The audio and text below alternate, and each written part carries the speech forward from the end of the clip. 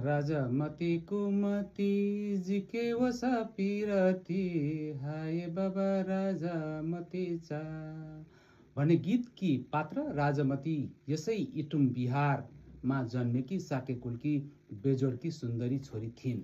उनको मावली साँखुमा थियो।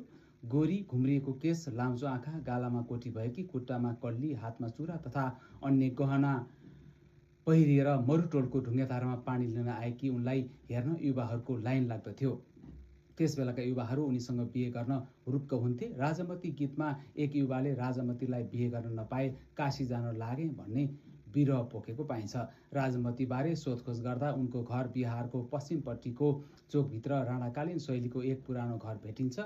पुनर्निर्माण गरिएको सो घर सुन्दरी राजमतीको जन्मघरका रूपमा चिनाइन्छ। बाहिरपट्टिको घर मुनिको बाटोमा आधुनिक भित्तिचित्रमा राजमतीको सुन्दर अनुहार झल्कने गरी सो गीतको बोल तथा नोटेसन पनि चित्रित गरिएको छ।